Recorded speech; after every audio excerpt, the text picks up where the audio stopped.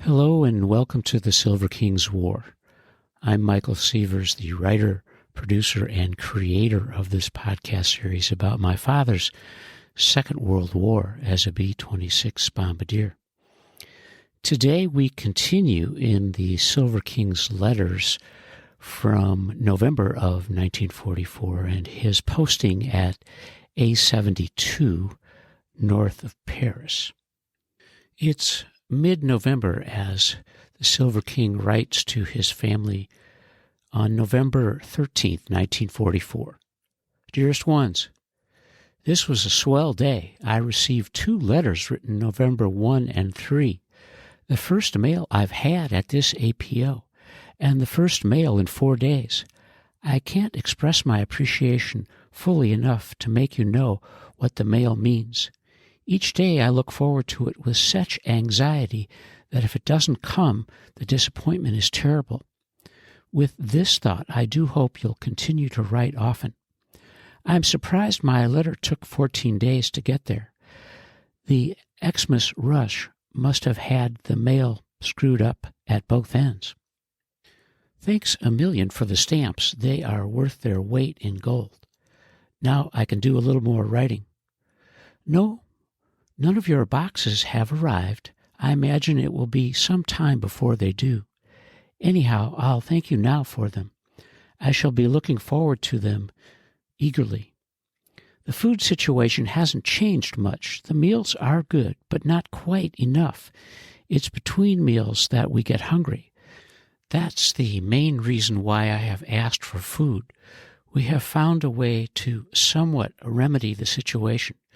There is a small town about 7 miles from here, which we go to on a bicycle. For soap and cigarettes, we can trade for bread, butter, and eggs. Everything is rationed to the civilians. But soap can get us almost anything. The French people are crazy about the stuff. I also bought this stationery there. The card enclosed came from there, too. It caught my eye since it was in English, and 2, it expresses my sentiments a little. I'm glad you're all well. I sort of expected to learn about Leona's new arrival. She must be terribly anxious. So am I, so be sure to let me know as soon as it happens. Sounds like you're having a swell time in Chicago. I envy you having the Baileys' dinner. I can just imagine what all you had.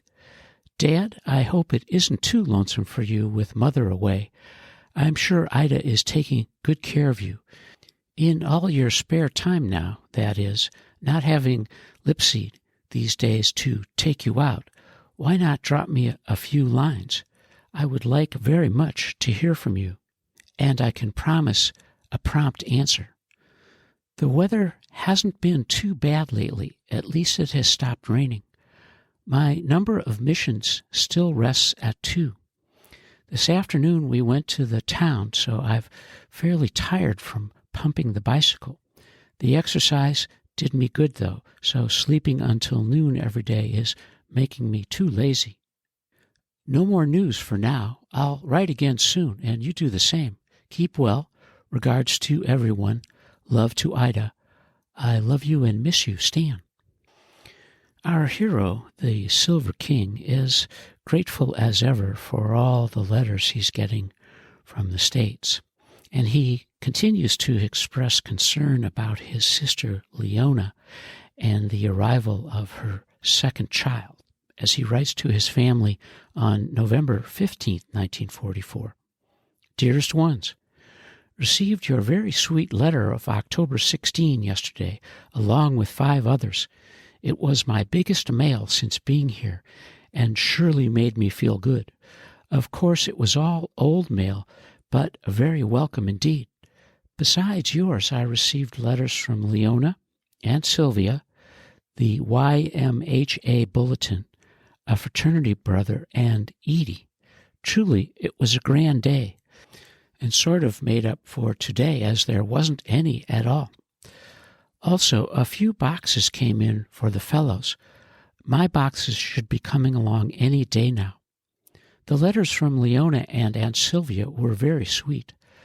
Leona is sweet to write so often. I shall write her again soon, but I'm waiting to hear the good news.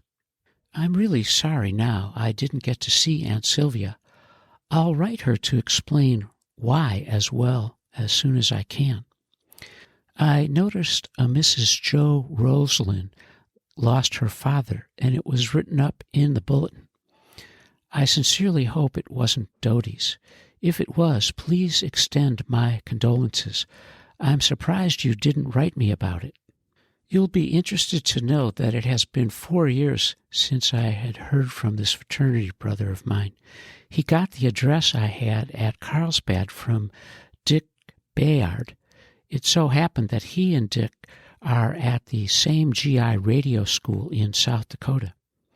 Evidently, Dick never received his commission because when they finish the school, they will become a part of the air crew. The news of Sonia's engagement was certainly a surprise. No, I don't know him. Congratulate her for me. I'm glad Aunt Lena is fine now. I haven't written her as yet, but I will do so soon. There is no more news here. The weather is still wet. Keep well and keep writing. Love to Ida. I love you and miss you, Stan. Stanley's writing reveals his special interest in two favorite aunts, Lena and Sylvia, and he, of course, feels bad about not being able to see Aunt Sylvia in New York City as he prepared to leave for Europe. And he writes to his family on November 17th, 1944. Dearest Ones, I've been disappointed because there hasn't been any mail the last 2 days. However, I did receive a Beth L. bulletin today. I noticed you made a contribution in memory of Mrs. S. Adelson. Who is that? The name isn't familiar at all. Albert Sugarman's letter, which was attached, was interesting. He writes very well. I must tell you about the feast we had last night for midnight brunch.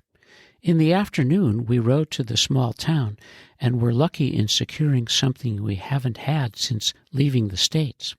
With a little bargaining and soap, we got steaks from the butcher, onions from the grocer, and bread from the baker.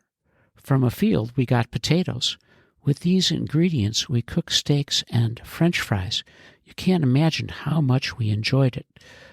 Of course, it couldn't be compared with that of Ida's, but I would say it was the next best thing to it. A meal like that about once a week, and we wouldn't have any complaints whatsoever. I'm feeling as fine as ever, hoping this finds you the same. Not knowing as yet how Leona made out leaves me still up in the air. Mother, I suppose you're still in Chicago, probably having a grand time, taking care of the kids. If so, Dad, I hope you're not too lonesome. I'm sure Ida is taking care of you. I envy you. There isn't much to write about. I'm waiting anxiously to get to Paris to do some shopping, and my baggage hasn't come yet, and there is plenty which I need badly. I'll try to write again tomorrow. Take care of yourselves. Please keep writing. Love to Ida. I love you and miss you, Stan. Stanley relates how resourceful he and his guys are, foraging in town and finding a steak and making some French fries. And of course, he's getting ready for Paris, as he writes to his family on November 19th, 1944. Dearest Ones, just a note to let you know I'm fine, thinking of you and hoping you're well. There hasn't been any mail for 3 days. It seems to come in spurts when it does come. I'll be glad when the Xmas rush is over, as that must be holding it up. I've got my third one in now. The weather was beautiful today, almost like a spring day. It will probably start raining again tomorrow. My pilot is flying first pilot now, so our whole crew is together again. I'm glad it's that way because I was afraid I might get stuck with some jerk. I got my PX rations today. They are a little better, 4 packs of cigarettes and 4 bars of candy. I'll be glad when your packages begin arriving. I'm sorry this has to be so short. There really isn't any news to speak of. I just wanted you to hear so you wouldn't worry. Please keep well and write often. Love to Ida. I love you and miss you, Stan. Stanley is happy to report his third mission as Thanksgiving approaches, and even better news is that his pilot is flying first pilot, which means that the entire crew is back together again. Our hero understates, of course, the importance of being back with his crew as he becomes a veteran of the air. And as we finish the second part of his letters from A-72 in November of 1944. And you are listening to the Silver King's War.